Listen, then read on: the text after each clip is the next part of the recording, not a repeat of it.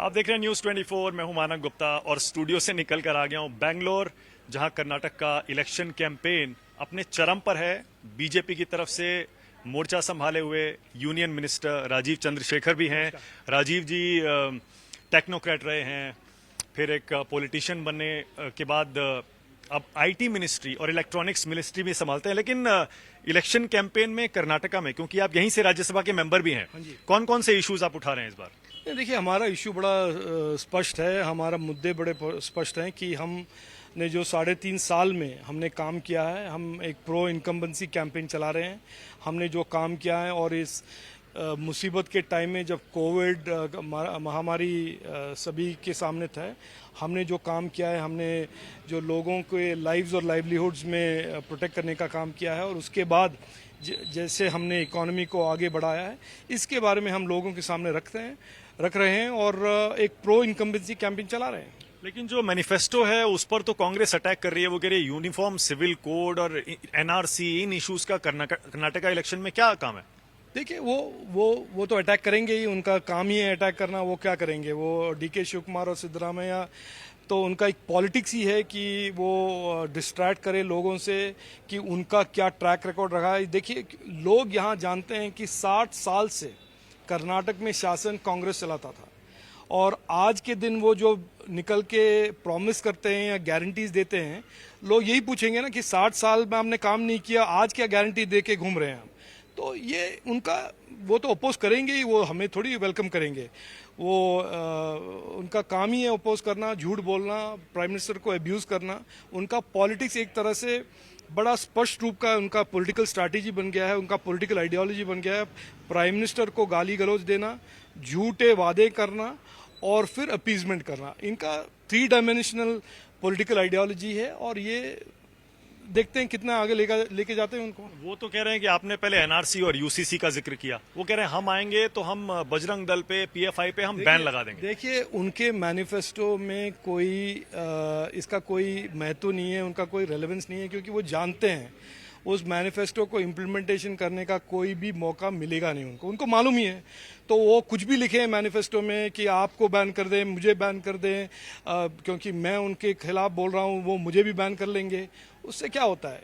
उनका मैनिफेस्टो का एक बड़ा स्पष्ट रूप से 3 इनपुट्स आते हैं, 3 मुद्दे लोग पहचान जाते हैं।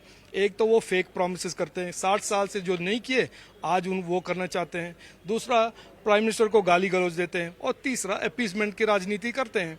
वो कहते हैं कि हम 4% रिजर्वेशन मुस्लिम्स को देंगे। क्यों? क्रिश्चियंस को क्यों नहीं? मुस्लिम्स को, बुद्धिस्ट को क्यों नहीं? जैन को क्यों नहीं?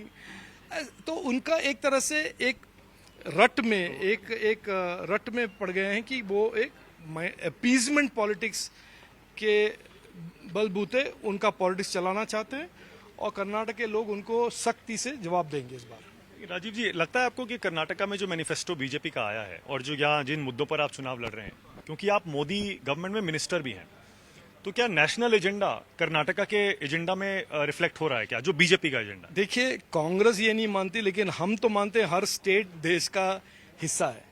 कांग्रेस और उनके अलग अलग अलाइज हैं जो मानते हैं कि डिफरेंट स्टेट्स में डिफरेंट लॉज चलते हैं। हम तो मानते हैं कि हमारा एक देश है और देश के संविधान के तहत अलग अलग स्टेट्स हैं। तो कर्नाटक का डेवलपमेंट और इंडिया का डेवलपमेंट में हम कोई नहीं मानते, 2 फर्क है। नहीं, मेरा मकसद ये था कि आपने यूसीसी, जो यूनिफॉर्म सिविल कोड का जिक्र किया कर्नाटका के मैनिफेस्टो में, मतलब ये मान लें कि 24 के इलेक्शन से पहले आप नेशनली भी उसे लाएंगे। ये तो 24 के इलेक्शन में हमारे मैनिफेस्टो में क्या होगा वो 24 में बताएंगे। आज क्यों हम तो कर्नाटक के इलेक्शन के बारे में बात कर रहे हैं। यहाँ पे 5 साल और डेवलपमेंट, और हम जो 3-3.5 साल हमने अच्छा काम किया है उसको आगे ले जाने का हम आज उसका डिस्कोर्स हो रहा है। हम समझते हैं कि डीके शिव कुमार और सिद्धरामैया और राहुल गांधी जो 3 पोस्टर बॉय है कांग्रेस, वही काफ़ी है लोगों को बताने के लिए कि उनका क्या आइडियोलॉजी है, उनका क्या रवैया है प्रदेश की और हमारा क्या है। हमने मैनिफेस्टो में और हमारे नेतागण के कार्यकर्ता और कार्य से बता दिया है लोगों को। और तो ये हम 13 मई को देखेंगे कि बहुत ही एक डिसाइसिव मैंडेट होगा कांग्रेस बीजेपी के लिए और कांग्रेस के अगेंस्ट एकदम हिस्टोरिक मैंडेट होगा कर्नाटक में। जैसे प्रियंका गांधी कह रही है ना, बाहरी लोग चलाएंगे अगर बीजेपी आ गई तो, बाहरी लोगों को कर्नाटक का मत सौंपिए। मैं आपको स्पष्ट रूप से बता दूं कि कर्नाटक में और भारत में इटली या कहीं बाहर से कोई भी नहीं चलाएगा।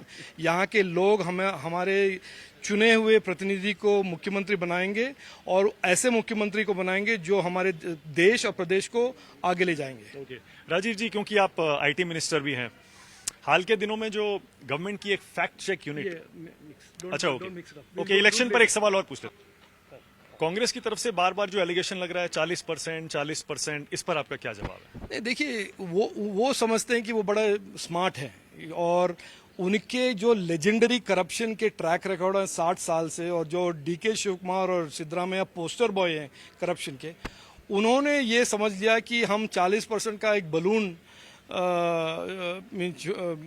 फ्लोट करेंगे ताकि लोग डिस्ट्रैक्ट हो जाएंगे। लेकिन कर्नाटक के जो नागरिक हैं, वोटर्स हैं, बड़े समझदार हैं। वो जानते हैं कि कर्नाटक के 60 साल में कौन पॉलिटिक्स को एक्सप्लॉयटेशन का मैकेनिज्म बनाया है, कौन से पार्टी डायनेस्टी पार्टी और प्राइवेट बिजनेस करते हुए अपने आप को पॉलिटिकल पार्टी समझाते हैं लोगों को। ये सब हमारे यहाँ पे वोटर्स बहुत बड़े समझदार हैं, जानते हैं कि डीके शिवकुमार क्या चीज़ है, सिद्धरामैया जी क्या चीज़ है, और बड़े स्पष्ट रूप से जानते हैं कि ये 40% करप्शन का जो मुद्दा उन्होंने फ्लोट किया था, उसी पार्टी ने फ्लोट किया जो लोकायुक्ता को डाइल्यूट करना चाहते थे, जिन्होंने 59 corruption cases against their own party में दे विड्रू।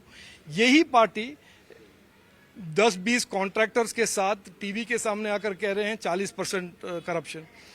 हमारे मुख्यमंत्री बम्बई जी ने बड़े स्पष्ट रूप से उनको चैलेंज दिया, आप प्रूव कीजिए, केस फाइल कीजिए। एक भी उन्होंने कुछ फाइल नहीं किया। और आज लोग जानते हैं कि लोकायुक्ता को किसने स्ट्रेंथन किया, हमारे करप्शन के क्रूसेड में किसके हाथ मजबूत हैं और कौन कॉम्प्रोमाइज्ड है। एक आखिरी सवाल राजीव जी आपसे, प्रियंका गांधी कहती हैं कि मेरा भाई, क्योंकि उन्होंने मुद्दा उठाया प्रधानमंत्री ने कि मुझे 91 बार गाली दी गई, प्रियंका जी कहती हैं कि प्रधानमंत्री विक्टिम कार्ड खेल रहे हैं, वो गाली क्या गोली भी खा सकते हैं। लगता है आपको राहुल गांधी, क्योंकि उनकी संसद की सदस्यता चली गई, उनका घर भी चला गया, तो वो जो ये मुद्दा यहाँ कर्नाटक में बना रहे हैं, ये मुद्दा बन सकता है? उनका घर का मुद्दा, सांसदी जाने का, घर जाने का। प्रियंका कह रही है गाली को आप विक्टिम कार्ड खेल। ऐसा है, मैं कुछ गलत करूं और मुझे कोर्ट सजा देता है तो मैं आपको ब्लेम करूं कि अपने आप को ब्लेम करूं? कांग्रेस जानते हैं कि गाली गलौज का एक डेफेमेशन का एक तरह से एक लॉ में एक प्रोविजन है, और वो ये भी जानते हैं, और इन्होंने बड़ा फेमसली फाड़ा भी है हमारे राहुल भाई, कि अगर एक कोई एमपी कन्विक्ट हो जाता है by any court, he can no longer be an MP. ये तो एक प्रोविजन अंडर लॉ है। तो ये लॉ को नहीं मानेंगे, कॉन्स्टिट्यूशन को नहीं मानेंगे, तो मुझे नहीं मालूम कौन से इनके लिए एक स्पेशल डिस्पेंसेशन हमें तैयार करना पड़ेगा ताकि उनका जो भी इलीगैलिटीज हैं वो कभी उनका अकाउंटेबिलिटी ना हो। तो अगर ये हाँ नहीं, उनको अगर ये कहना, उनका ये कहना है कि मेरे लिए और मेरे भाई के लिए और मेरे मदर के लिए, मेरे कजिन के लिए और मेरे हस्बैंड के लिए और मेरे सन के लिए कोई स्पेशल डिस्पेंसेशन हो, ये तो नामुमकिन है। ये हमारे देश एक कॉन्स्टिट्यूशनल डेमोक्रेसी है और यहाँ पे कोई डायनेस्टी हो या ना हो, उनको सबको लॉ के सामने एक समान होना बहुत जरूरी है, और ये होगा भी। पे सीएम क्राई पीएम कैंपेन चला रहे हैं वो चलाते रहें, बस वो 14 के बाद भी चलाते रहें। Thank you so much. Thank you Rajesh.